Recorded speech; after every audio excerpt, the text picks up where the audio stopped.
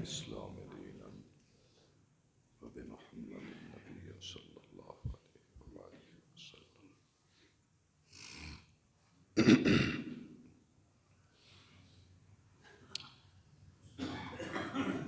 الحمد لله نحمده ونستعينه ونستغفره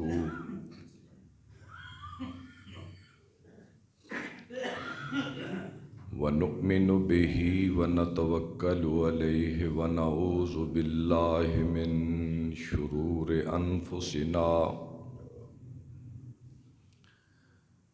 ومن سيئات أعمالنا من يهده الله فلا مضل له ومن يضلله فلا هادي له وأشهد أن لا إله إلا الله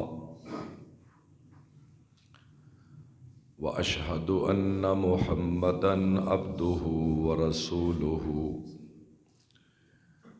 اللهم صل على محمد وعلى آل محمد كما صليت على إبراهيم وعلى آل إبراهيم إنك حميد مجيد. اللهم بارك على محمد وعلى آل محمد كما باركت على إبراهيم وعلى آل إبراهيم إنك حميد مجيد. أما بعد فإن خير الحديث كتاب الله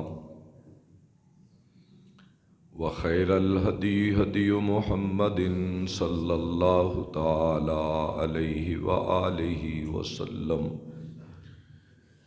وشر الأمور محدثاتها وكل محدثة بدعة وكل بدعة ضلالة وكل ضلالة في النار. قال الله سبحانه وتعالى في القرآن المجيد والفرقان الحميد وقل رب ادخلني مدخل صدق وأخرجني مخرج صدق واجعل لي من لدنك سلطانا نصيرا. وقال الله على موضع آخر فإن الله مولاه وجبريل وصالح المؤمنين والملائكة بعد ذلك ظهيرا. سبحان ربك رب العزة عما يصفون وسلام على المرسلين والحمد لله رب العالمين.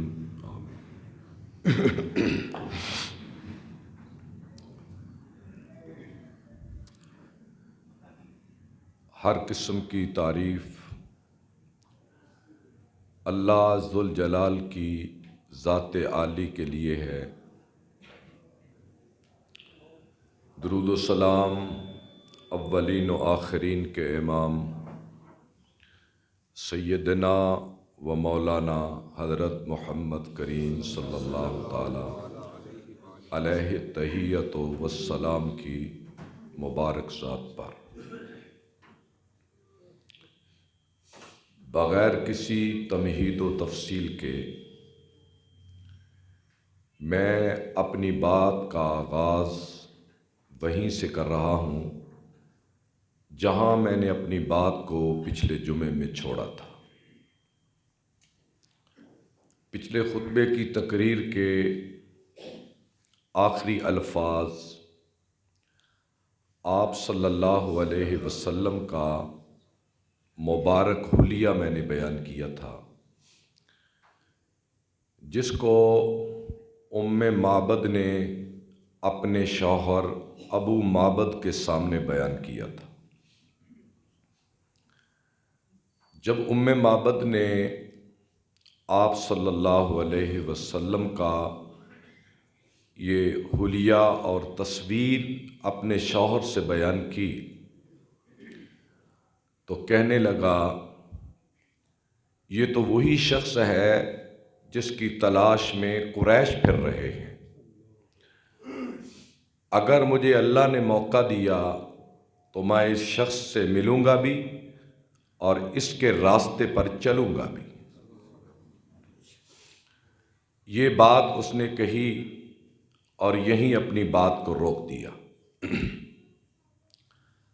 آپ صلی اللہ علیہ وسلم کا یہ مختصر قافلہ ہجرت خیمہ ام معبد سے مدینہ کی طرف جب یہ روانہ ہوا تو حضرت اسماء بنت ابی بکر رضی اللہ تعالی عنہ کہتی ہیں کہ ہم مکے میں تھے، کیونکہ وہ تو ہجرت میں ساتھ نہیں تھیں۔ وہ کہتی ہیں کہ مکے کے اندر ایک غیبی آواز چلی اور کوئی شخص یہ اشعار پڑھ رہا ہے، اور روایات میں ہے کہ وہ ایک جن تھا، اور اس کے اشعار کو مکے کی وادی میں رہنے والا ہر انسان سن رہا تھا، اور میں نے بھی اپنے کانوں سے وہ اشعار اور وہ آواز، غیبی آواز سنی۔ آواز کیا تھی کہ مبارک ہو ام معبد کا خیمہ بنی کعب کی اس عورت کا۔ یہ بنی کعب سے اس کا تعلق تھا، جہاں وہ مبارک دو رفیق ٹھہرے، مبارک رفیق ابو بکر صدیق اور نبی پاک صلی اللہ علیہ وسلم۔ مبارک ہو ام معبد کو اپنا خیمہ، جہاں دو مبارک رفیق ٹھہرے، جس نے دنیا کو روشنی دکھانے کا سفر شروع کر دیا۔ اور جاؤ لوگو، اگر اس شخص کی نبوت کی تصدیق کرنا ہے تو ام معبد سے جا کر پوچھ لو، اور اگر تمہیں ام معبد پر بھی یقین نہ آئے تو ام معبد کے اس برتن سے پوچھ لینا جس برتن میں ان رفیقوں نے دودھ پیا ہے، اور اگر اس پر بھی یقین نہ آئے تو جا کر ام معبد کی اس لاغر بکری سے پوچھ لینا، وہ بھی بول کر بتائے گی کہ وہ اللہ کا رسول تھا۔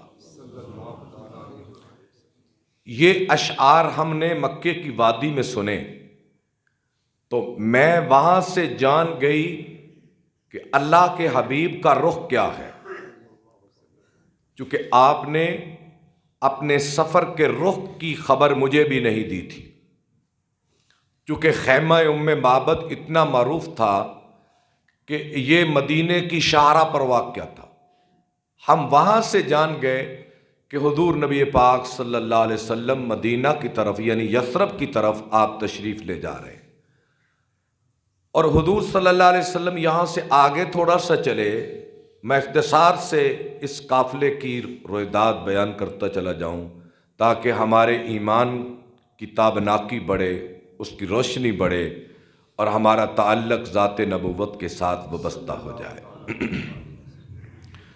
تو پھر سراقہ پہنچا وہاں، اس سے آگے تو یہ اپنی روایت خود بیان کرتا ہے کہ میں گھوڑے پہ سوار تھا، جب میں نے حضور کو اور ابو بکر صدیق کو دور سے دیکھا تو میرا گھوڑا پھسلا اور زمین پہ گرا۔ میں نے فال کے تیر نکالے تو تیر الٹ نکلے، لیکن میں تیر کی کب مانتا، 100 اونٹ کا لالچ تھا۔ میں پھر اٹھا، میرا گھوڑا پھر گرا، پھر اٹھا، پھر گرا۔ جب تیسری بار گرا تو میرے گھوڑے کے پاؤں گھٹنوں سمیت زمین کے اندر دھنس گئے، باوجود اس کے کہ زمین سنگریزوں سے بھری ہوئی تھی، پتھریلی زمین تھی۔ تو جب میرے گھوڑے کے پاؤں زمین میں دھنس گئے تو میں سمجھا کہ یہ معاملہ کوئی اور ہے، اور میں آپ کے پاس اتنا قریب پہنچ گیا کہ حضور قرآن پڑھ رہے تھے اور اس کی آواز میرے کانوں میں پڑ رہی تھی، اور میں نے دور سے آواز دی، یا رسول اللہ رک جائیے، میں امن کا طالب ہوں، میں آپ سے امن چاہتا ہوں، آپ رکے۔ اور آپ نے عامر ابن فہرہ سے کہا اسے لکھ کر دے دو امن۔ سراقہ کہتا ہے حضور نے مجھ سے کوئی بات نہیں کی، اتنا کہا کہ اے سراقہ ہمارے معاملے میں رازداری برتنا جا کر، اسلام تو میرے دل میں اس دن سے اتر چکا تھا، آپ اس سے آگے تھوڑا سا بڑھے تو بریدہ اسلمی نامی آیا، یہ مشہور صحابی بعد میں ہوئے، یہ بھی حضور کو تلاش کر رہا تھا قتل کرنے کے لیے، یہ حضور کے پاس آیا، آپ سے مختصر بات ہوئی تو یہ نقد دل حضور کو دے بیٹھا اور اسی موقع پر کلمہ پڑھا اور اپنے قبیلے کے 70 مسلمانوں سمیت مسلمان ہو گئے۔ آپ بڑھتے گئے، مدینے کا سفر قریب ہوتا گیا، چلتے چلتے صحابہ کو مدینے کے لوگوں کو اطلاع ہو چکی تھی کہ حضور مدینہ کی طرف چل پڑے ہیں، تو صبح تڑکے تڑکے صحابہ مدینے سے باہر آ جاتے، حضور کے انتظار میں، شام ہوتی واپس چلے جاتے، پھر آتے پھر چلے جاتے۔ ایک شام دوپہر، شام سے پہلے دوپہر اور عصر کے درمیان صحابہ بھی مدینے میں تھے، قباء والے قباء میں تھے، ایک یہودی نے دیکھا کہ یہ قافلہ حضور آ رہا ہے، دوڑا دوڑا یہ قباء والوں کے پاس پہنچا اور جا کر کہنے لگا اے مدینے کے لوگوں، تمہیں تمہارا مقدر مبارک ہو، جس کے تم انتظار میں تھے وہ شخصیت آن پہنچی۔ یہاں 70 کے لگ بھگ صحابہ تھے جو آپ کے لیے آنکھیں بچھائے ہوئے منتظر تھے، وہ اسلحہ لیے اپنی تلواریں حمائل کیے ہوئے آگے بڑھے، جب بڑھے تو اللہ کے نبی صلی اللہ علیہ وسلم نمودار ہوئے، آپ قباء میں تشریف لے آئے۔ قباء اور مدینے میں اس وقت 3 میل کے لگ بھگ فاصلہ تھا، بیچ میں خال خال آبادیاں تھیں، کوئی کوئی قبیلہ تھا، اس طرح آج کی طرح پرہنگم اور پرہجوم آبادی نہ تھی۔ آپ وہاں ٹھہرے تو جناب ابو بکر صدیق رضی اللہ تعالیٰ عنہ کھڑے ہو گئے اور حضور نے زمین پر تشریف رکھی۔ لوگ آ کر سمجھنے لگے کہ یہ اللہ کے نبی ہیں جنہوں نے دیکھا نہ تھا، تو آپ نے، جناب ابو بکر نے علامتی طور پر اپنی چادر حضور کے اوپر ڈال دی سائے کے طور پر، تو لوگ حضور صلی اللہ علیہ وسلم کو پہچاننے لگے اور آپ کے ارد گرد جمع ہونے لگے۔ تو قباء میں آپ کا قیام، بعض کہتے ہیں 16 دن، 17 دن، 18 دن، 24 دن آپ کا قیام وہاں رہا، اور ان 17 اور 18 دنوں میں اہم واقعات یہ ہیں، آپ نے سب سے پہلے وہاں مسجد قباء تعمیر فرمائی، جس کا ذکر قرآن مجید نے کیا، لَمَسْجِدٌ أُسِّسَ عَلَى التَّقْوَى مِنْ أَوَّلِ يَوْمٍ أَحَقُّ أَن تَقُومَ فِيهِ رِجَالٌ يُحِبُّونَ أَن يَتَطَهَّرُوا وَاللَّهُ يُحِبُّ الْمُتَطَهِّرِينَ۔ اس مسجد کا ذکر اللہ نے قرآن مجید میں کیا کہ یہ پہلی مسجد ہے جس کی بنیاد تقوی کی بنیاد پر رکھی گئی، اور یہاں حضور صلی اللہ علیہ وسلم تشریف فرما ہوتے، اور یہ وہی مقام ہے، پہلا دن، یہ قباء کا پہلا دن ہے کہ حضرت سلمان فارسی نے حضور سے ملاقات کی۔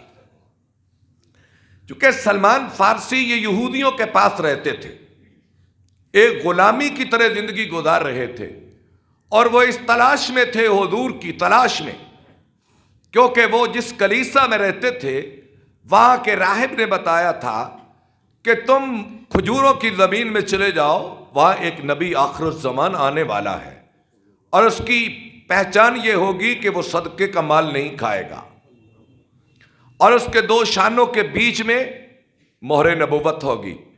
سلمان کہتے ہیں میں صدقے کی کھجوریں لے کر حضور کے پاس گیا، میں نے کہا یہ صدقے کی کھجوریں ہیں، آپ نے صحابہ کے آگے کر دی اور خود نہیں کھائیں، میرے دل میں اترا یہ تو وہی نبی ہیں۔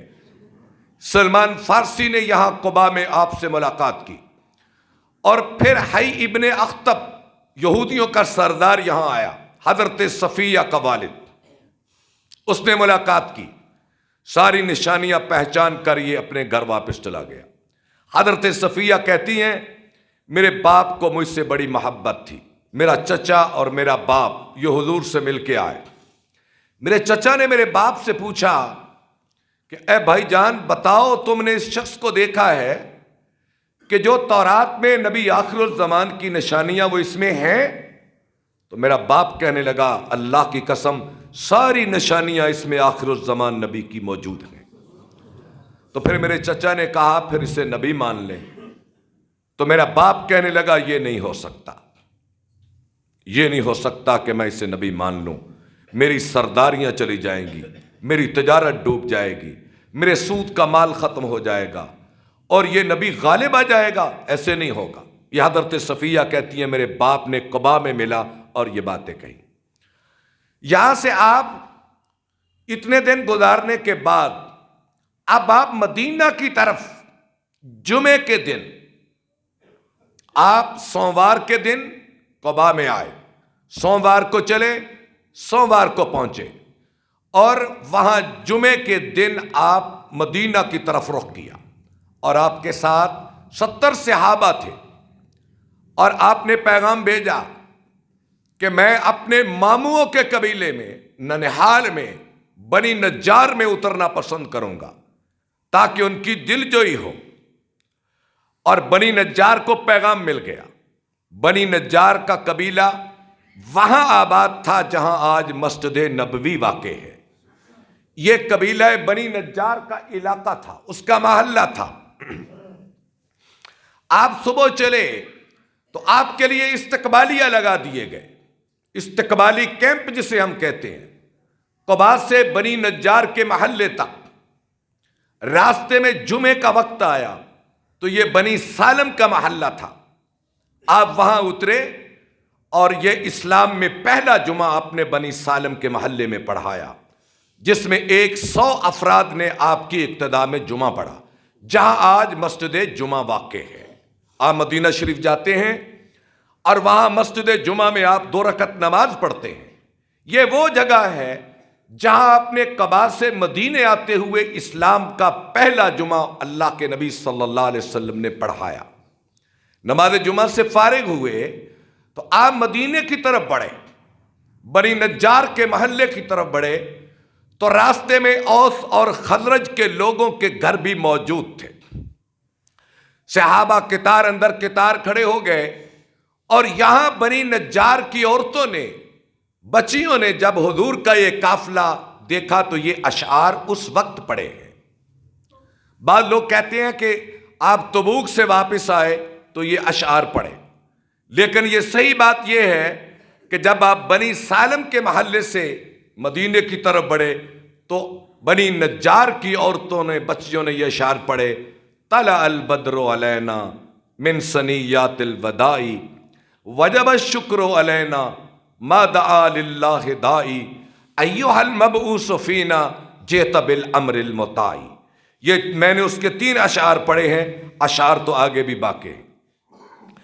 کہ ہم پہ 14ویں کا چاند آ نکلا، ثنیات الوداع، 2 پہاڑوں کے بیچ کی درے کو، اس کی گھاٹی کو ثنیات الوداع عربی میں کہتے ہیں. وہاں پہاڑ تھا، اس کے بیچ سے آپ نکلے، طلوع ہوئے، تو ثنیات الوداع کا ترجمہ یہ ہوا. تو خیر یہ اشعار ایک لمبا عنوان ہے. جب وہاں آپ آئے تو حضرت اسد ابن زرارہ نے آپ کی اونٹنی کی مہار پکڑ لی. یا رسول اللہ اس اونٹنی کو میرے گھر میں آنے دو، میرا جی چاہتا ہے کہ آپ میرے مہمان بنے.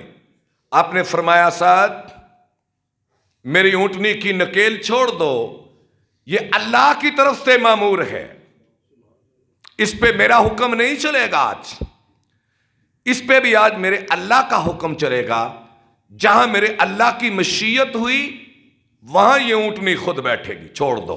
اسد پیچھے ہٹے، آپ کی اونٹنی آگے بڑھی اور جہاں مسجد نبوی ہے وہاں آ کر بیٹھ گئی. اس نے زمین کو سونگا، صحابہ آگے بڑھے حضور کو اتارنے کے لیے. آپ نے فرمایا رک جاؤ. اونٹنی نے زمین کو سونگا، پھر کھڑی ہو گئی، پھر آگے گئی، چکر لگایا، چکر لگانے کے بعد پھر اسی مقام پہ اتر آئی. اور جب اتری تو اس बैठने के सामने हजरत अबू अय्यूब अंसारी का घर था। अबू अय्यूब आगे बढ़े, ऊंटनी से कजावा उतारा और सहाबा ने भी खींचने की कोशिश की। आपने फरमाया अबू अय्यूब को छोड़ दो, मोहम्मद अरबी अबू अय्यूब का ही मेहमान ठहरेगा। अबू अय्यूब अंसारी के घर में हुजूर तशरीफ ले गए। आपने फरमाया मेरे कैलूले का इंतजाम किया जाए। दोपहर के सोने को कैलूला कहते हैं। और अबू अय्यूब का घर 2 मंजिल था, 2 मंजिल। आप दोपहर को सोए, नमाज असर का वक्त हुआ तो अबू अय्यूब के घर के अंदर आपने दर्से हदीस दिया, यानी अपने फरमान आपने बयान करने शुरू किए। और वो नीचे की जगह भरी हुई थी। अब्दुल्ला बिन सलाम यहूदियों के आलिम, बहुत बड़े आलिम, ये इस मौका पर आए। ये कुबा में नहीं पहुंचे, ये अबू अय्यूब अंसारी के घर में आए। कहने लगे जब मैं अबू अय्यूब अंसारी के घर में आया, पहला ही दिन, यही जुमे का दिन, असर का वक्त, मैंने आगे झांका तो 70 के लगभग लोग मुझे नजर आए हुजूर के सामने।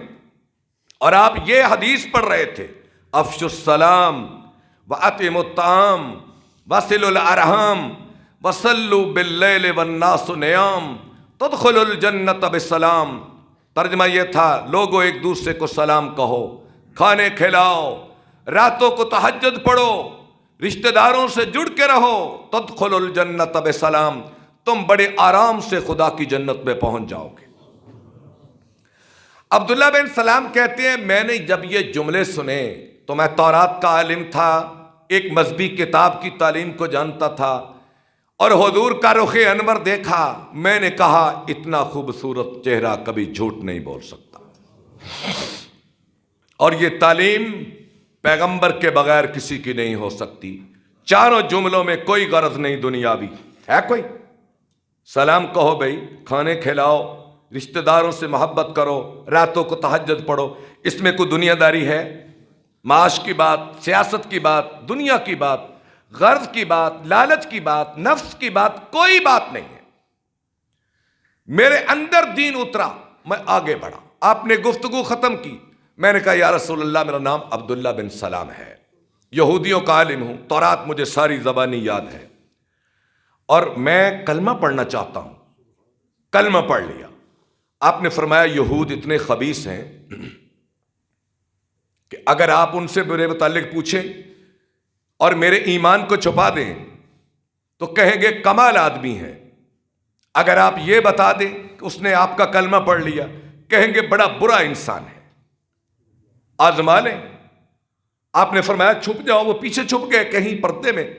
यहूद आ गए, यहूद के उलमा आ गए, उनके अकाबरीन इसी मौके पे आ गए। आपने फरमाया यहूद, अब्दुल्ला बिन सलाम के बारे में तुम्हारा क्या ख्याल है? कहने लगे सैयदना वब्नु सैयदना, वो हमारा दीनी रहनुमा है और दीनी रहनुमा का बेटा है। खैरुना व खैरु इब्नना, उसका बाप भी बड़ा कमाल था और उसका बेटा अब्दुल्ला भी बड़ा कमाल है। अच्छा, आपने फरमाया अगर वो कलमा पढ़ ले या उसने कलमा पढ़ लिया हो, इतने में आपने फरमाया अब्दुल्ला आ जाओ। अब्दुल्ला बिन सलाम आ गए। आपने फरमाया अब्दुल्ला मेरे मुतल्लिक तेरा क्या ख्याल है? कहने लगे या रसूल अल्लाह मैंने आपका कलमा पढ़ लिया है, अल्लाह के सिवा इलाह कोई नहीं और आप अल्लाह के आखिरी नबी हैं। आपने फरमाया यहूद अब बताओ अब्दुल्ला कैसा है? कहने लगे शर्रना वब्नु शर्रना, हम सब में ज्यादा शरीर और शरीर का बेटा है। आप अल्लाह के नबी मुस्कराए और अब्दुल्ला बिन सलाम हमेशा के लिए हुजूर की मजलिस के साथी बन गए। अब यहां से मैं पहले अर्ज किया था, मैंने नबूवत के 13 साल का जिक्र किया था मक्की जिंदगी का, और 14वें साल के रबीउल अव्वल में आप निकले। 14वें साल मुहर्रम, सफर, रबीउल अव्वल, आप रबीउल अव्वल में निकले। जो ही निकले तो यह सन बदल गया। अब नबूवत के साल खत्म और हिजरत के साल का आगाज हो गया। यह पहली हिजरी शुरू हो गई और पहला साल जो शुरू होता है यह रबीउल अव्वल से होता है, हिजरत का पहला साल।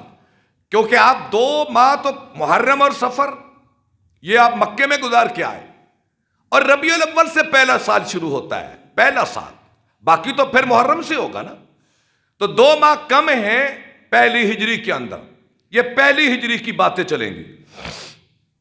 ربیع الاول میں آپ نے اسی موقع پر 2-4 دن گزرے، آپ نے فرمایا بھی ابو ایوب کے گھر کے سامنے کچھ قبریں تھیں، یتیموں کی زمین تھی، آپ نے زمین قیمتاً خریدی، قبریں اکھاڑ دیں اور جھاڑیاں صاف کر کے آپ نے 100 ہاتھ لمبی اور اس سے تھوڑی سی کم چوڑی مسجد نبوی تعمیر فرمائی، اور جس میں آپ نے مزدوروں کی طرح کام کیا، اور آپ اور صحابہ یہ شعر پڑھ رہے تھے تعمیر کے وقت، اللہم لا عیش الا عیش الاخرہ فاغفر للانصار والمہاجرہ، اے اللہ دنیا کا جینا بھی کوئی جینا ہے، دنیا کی زندگی بھی کوئی زندگی ہے، زندگی تو عیش کی تیری جنت میں ہے، اے میرے اللہ میرے انصار کو بھی معاف کر دے، میرے مہاجروں کو بھی معاف کر دے۔ حضور یہ اشعار پڑھ رہے تھے، مسجد تعمیر ہو گئی، مسجد کے ساتھ بالکل اس کے مغرب میں حجرات نبوی تعمیر ہوئے، آپ کی ازواج کے، آپ روضہ عائشہ دیکھیں، اس کے پیچھے ابھی بھی خالی جگہ ہے، ایک دیوار کے اندر بند ہے، باب جبریل وہاں سے آتا ہے، اور حضرت عائشہ کے حجرے کے پیچھے، مجھے تو شاید جغرافیے میں یا یہاں دیکھنے میں غلطی لگی ہو، میرے ذہن کے مطابق وہ حجرہ عائشہ کا مغرب بنتا ہے، وہاں ازواج مطہرات کے حجروں کی خالی جگہ پڑی ہوئی ہے، یہ سارے حجرے بنائے گئے، جو ہی حجرے بنے آپ ابو ایوب انصاری کے گھر سے وہاں منتقل ہو گئے، ازواج مطہرات وہاں منتقل ہو گئیں، اور پہلی ہجری میں اور چند دن بعد ابو ایوب انصاری کے گھر سے رہنے کے چند دن بعد مدینے سے بڑے قافلے آنے لگے، اور ان میں حضرت فاطمہ، ام ایمن، حضرت اسامہ، حضرت علی تو قباء میں پہنچ چکے تھے آپ کے پیچھے، آپ کی بیٹی کلثوم، حضرت اسما اور ابو بکر کا سارا خاندان، یہ بھی حضور کے ساتھ یہاں آن پہنچا۔ اور پہلی ہجری میں حضور صلی اللہ علیہ وسلم نے ایک طرز اختیار کیا مدینے میں، آپ نے یہود سے معاہدے کر لیے کہ بھئی تم ہماری مدد کرو گے، اگر کوئی مدینے سے باہر حملہ کرنے آئے ہم تمہاری مدد کریں گے، اگر کوئی تم پہ حملہ آور ہو۔ حضور نے اخلاص سے کیا، وہ اندر سے منافق تھے۔ اب مدینے کی صورتحال یہ تھی کہ مدینے میں ایک گروہ منافقین کا تھا جنہیں ایک آنکھ بھی دعوت اسلام باتی نہیں تھی، اور یہود اندر سے خبیث تھے، اور اوس اور خزرج کا ایک اچھی تعداد میں لوگ حضور کے ساتھ ہو چکے تھے۔ اب ایک کیا کہوں یہاں عجیب ماحول تھا، آپ کو خطرہ لگا رہتا کہیں یہود کوئی خباثت نہ کریں، منافقین کوئی شرارت نہ کریں، قریش پیچھے سے آ کر ان سے ملی بھگت کر کے کوئی نقصان نہ پہنچا دے۔ اس لیے صحابہ کہتے ہیں پہلی ہجری کا سال ساری رات ہم جاگتے، تلواروں کو لٹکا کے جاگتے، اور حضور صلی اللہ علیہ وسلم کے گھر کا پہرا اکثر حضرت سعد ابن ابی وقاص دیتے، اور ایک رات آپ کو خوف لاحق ہوا، آپ نے فرمایا بھائی تلوار لے کر میرے گھر کا پہرا ذرا تیز کر دو۔ اتنا کہنا تھا کہ تلواروں کی جھنکار کی آوازیں سنائی دی۔ آپ نے پوچھا یہ کس کی تلوار کی جھنکار ہے؟ کہا یا رسول اللہ یہ سعد ابن ابی وقاص ہے۔ آپ نے فرمایا ٹھیک اس کو آج رات پہرے دار بنا دو میرے گھر کا۔ صحابہ جاگتے، اور میں نے ایک جملہ عرض کیا تھا اس سے پہلے کہ جب تک مزاحمت نہ کی جائے، مزاحمت، کوئی شخص کسی کی طاقت کو ماننے کے لیے تیار نہیں ہوتا۔ تو آپ نے فرمایا بھائی صحابہ جتھے بنو، 10 کے 20 کے 30 کے، آپ جو گھوڑے اونٹ میسر آتے آپ فرماتے مدینے کے گرد و پیش چکر لگاؤ، تلواریں حمائل کر کے، ترکش لٹکا کر، تیروں کو دکھا کر تلواریں دکھاؤ، اب روب کی طرف بڑھو، طاقت کی طرف بڑھو۔ وہ مکے کا کمزور کا زمانہ گیا، اب آگے بڑھو۔ اور ادھر سے آیت مبارکہ اتر آئی، اذن للذین یقاتلون بانہم ظلموا وان اللہ علی نصرہم لقدیر۔ اے میرے حبیب، آج تک میں نے تجھے روک کے رکھا تھا کہ تلوار نہیں اٹھانی، تیر نہیں چلانا، صبر سے کام لو، اللہ راہیں پیدا کرے گا۔ اب میں تمہیں اجازت دیتا ہوں کہ اگر کوئی تم پہ ہاتھ اٹھانے کی کوشش کرے تو اس کا ہاتھ توڑ کے رکھ دو۔ یہ آیت اتری، صحابہ کے اندر خوشی کی لہر دوڑ گئی، کیونکہ ان میں کون تھے؟ یہ سعد ابن ابی وقاص جیسے تھے، حمزہ ابن عبد المطلب جیسے تھے، اور حضرت مرثد اور مقداد بن اسود جیسے تھے، زبیر ابن عوام جیسے۔ یہ مہم جو لوگ تھے، لڑنے والے، جنگجو، شاہ سوار، یہ طاقتور لوگ تھے، پسند کرتے تھے مہم جوئی کو۔ اب صحابہ ابھرے، قافلے نکلنے لگے، اور مدینے کے باہر اور گرد و پیش میں چکر لگانے لگے، اسلام کا رعب بڑھنے لگا۔ اور آپ نے فرمایا کہ مدینے کی کاروانی شاہراہ جہاں سے کافر قریش گزر کے شام کو جاتے ہیں، وہاں بھی چکر لگاؤ، اگر ان کا کوئی قافلہ ملے تو اس کو روکو، اسے تنگ کرو، کیونکہ انہوں نے مہاجرین کے مالوں پہ قبضہ جما رکھا ہے مکے میں۔ تم بھی ان کی راہیں روکو۔ راہیں روکتے روکتے یہ 12 یا 10 چھوٹے چھوٹے سریے پیش آئے۔ یہ 2 ہجرت کا سال چڑھ گیا، ابھی 5-6 ماہ گزرے تو آسمان سے حکم آ گیا، فَلَنُوَلِّيَنَّكَ قِبْلَةً تَرْضَىٰ۔ اے میرے حبیب، آج کے بعد ہم نے آپ کا قبلہ بھی بدل دیا ہے۔ جو پہلی مسجد بنی اس کا قبلہ شمال کی طرف تھا، شمال کی طرف، چونکہ بیت المقدس ہمارے شمال میں ہے، شمال مغرب میں، قبلہ ادھر تھا۔ اب اعلان ہوا قبلہ کعبے کی طرف کر لو۔ یہ پیغام تھا کہ یہ نہیں ہو سکتا کہ کسی قوم کا قبلہ مقبوضہ رہ جائے، یہ نہیں ہوتا۔ یہ پیغام دیا میرے حبیب، اب ان لوگوں کو سمجھ جانا چاہیے کہ جو قبلہ میں نے تمہارا بنایا ہے بہت جلد وہ قبلہ تمہارے قبضے میں آئے گا۔ اور یہود بڑے اندر سے تڑپے، ان کی راہیں جدا ہوگی، کیونکہ یہود کا قبلہ بھی وہی تھا، مسلمانوں کا قبلہ بھی وہی تھا۔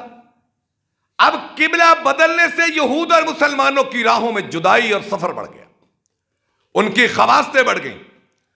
ابو سفیان کا ایک بہت بڑا قافلہ بہت بڑا شام کو گیا تھا، آپ نے ان کی راہ روکی، اسے خبر ہوئی، اس نے مدینے میں مکے میں اطلاع کی، جس کے نتیجے میں جنگ بدر پیش آئی۔ یہ 2 ہجرت کا واقعہ ہے، جنگ بدر 2 ہجری میں ہوئی، جس کے نتیجے میں یہ واقعہ پیش آیا۔ یہ تو لمبا واقعہ ہے، اللہ نے اپنے حبیب کو اٹھایا، آپ نکلے 313 کو لے کر، اور اس وقت آپ نے تمام صحابہ کو پابند نہیں کیا، جو جانا چاہے آ جائے، چونکہ ابتدا میں جنگ مقصود نہیں تھی، ابو سفیان کا قافلہ روکنا تھا۔ اور جب آپ قریب کے ناکے پہ پہنچے مدینے سے، اب اعلان ہو گیا میرے حبیب اب مدینے واپس نہیں جانا۔ 2 گھوڑے، 70 اونٹ، چند تلواریں، صحابہ، کسی کے پاؤں ننگے، کسی کا سر ننگا، نہ کھوتیں، نہ زیریں، نہ ڈھالیں، نہ لڑائی کا سارا سامان آپ کے پاس۔ آپ نے فرمایا میرے صحابہ، نکلے تو تھے ہم ابو سفیان کا قافلہ روکنے کے لیے، لیکن آج میرے رب نے کہہ دیا ہے کہ مدینے واپس نہیں جاؤ گے، چونکہ مکی لشکر بڑھ رہا ہے آگے۔ رب چاہتا ہے لِيُحِقَّ الْحَقَّ وَيُبْطِلَ الْبَاطِلَ، کفر سے تمہاری ٹکر کروا کر اللہ دنیا والوں کو بتا دے کہ حق کیا ہے اور باطل کیا ہے۔ اب جب اللہ نے اپنے حبیب کے ذریعے صحابہ کو یہ خبر دی، ایک وقت قرآن تو کہتا ہے کہ صحابہ گھبرا گئے، صحابہ گھبرائے، اور انہوں نے منہ سے اظہار نہیں کیا کہ یا رسول اللہ کیا بنے گا، ایسا نہیں ہے. نہ اپنی بزدلی کا اظہار کیا، کیونکہ بزدلی تو تھی نہیں. اسباب کی کمی کا احساس ہوا،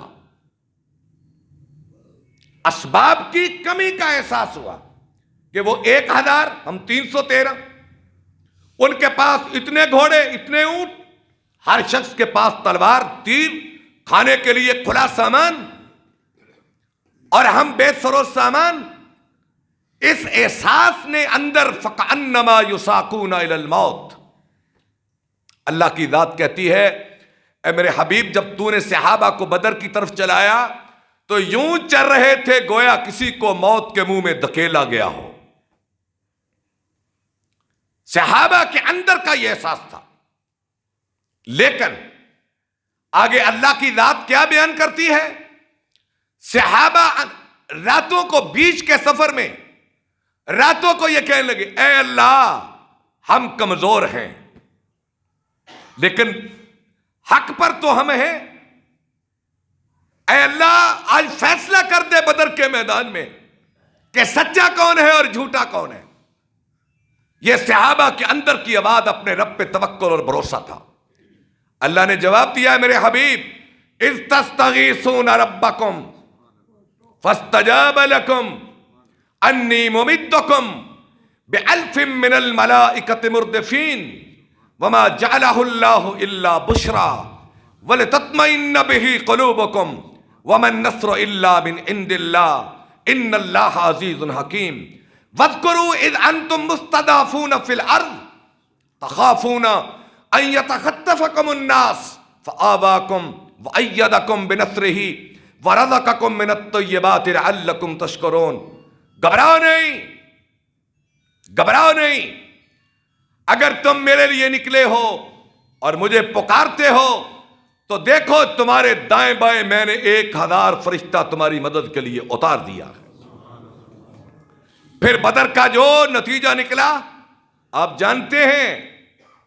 اللہ نے کیسا نتیجہ نکالا، اور اس نتیجے میں کیا ہوا کہ مدینے کے منافق مجبور ہو گئے حضور کا کلمہ پڑھنے پر. اور عبداللہ بن ابی بھی جب تک کلمہ نہ پڑھے اس کا مدینے میں رہنا مشکل تھا. آپ بدر سے واپس آئے تو عبداللہ بن ابی بھی کلمہ پڑھ گیا. طاقت کبھی کبھی ایسے بھی اپنا کام دکھاتی ہے. شرارت تو کی انہوں نے لیکن کھل کے حضور کے سامنے نہیں آ سکا.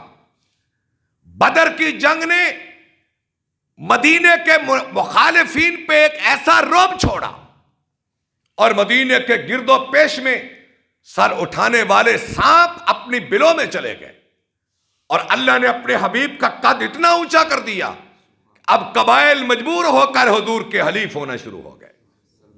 پھر آگے یہ تاریخ چلتی ہے دعوت و جہاد کی اور قتال کی.